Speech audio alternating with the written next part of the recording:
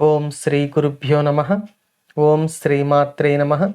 ఈరోజు మనం శ్రీ లలితా సహస్రనామ స్తోత్రంలోని 971వ నామం గురించి తెలుసుకోబోతున్నాం. ఈ నామం అమ్మవారిని సువాసిన్యర్చన ప్రీత అని కీర్తిస్తుంది. ఈ నామానికి మంత్రస్వరూపం శ్రీ సువాసిన్యర్చన ప్రీతాయై నమః. మనం అమ్మవారి ప్రీతి కోసం అనేక రకాల పూజలు, జపము, ధ్యానము చేస్తూ ఉంటాం. అమ్మవారికి ప్రీతి కలిగించే ఒకానొక ఉపచారాన్ని ఈ నామంలో వాగ్దేవతలు మనకు తెలియచేస్తున్నారు. ఆ ఉపచారం సువాసిని అర్చన. ఈ నామం గురించి మనం ఇప్పుడు వివరంగా తెలుసుకుందాం.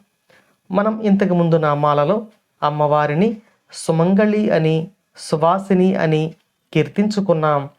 భర్తతో ఆనందమయ జీవితం గడుపుతున్న స్త్రీలలో అమ్మవారి యొక్క అనుగ్రహం పుష్కలంగా ఉంటుంది. వారికి అమ్మవారి అనుగ్రహం పుష్కలంగా ఉన్నంతకాలం సౌభాగ్యం నిలిచి ఉంటుంది. సౌభాగ్యంతో ఉన్న స్త్రీలు అంటే అమ్మవారి అనుగ్రహం కలిగిన వారు అనే అర్థం. కాబట్టి ఆ సువాసినికి చేసే అర్చన అమ్మవారికి ప్రీతిని కలిగిస్తుంది.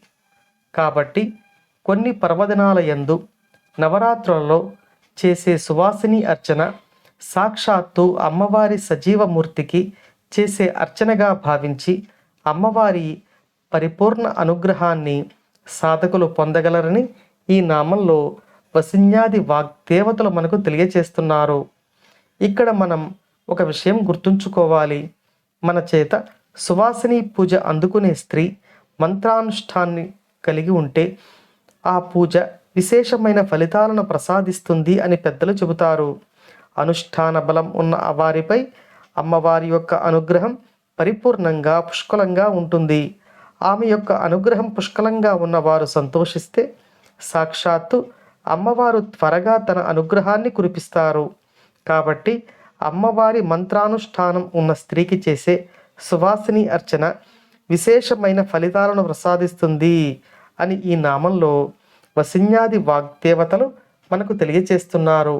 అమ్మవారి అనుగ్రహం మనపై ఎల్లవేళలా ఉండాలని కోరుకుంటూ ఓం శ్రీమాత్రే నమః.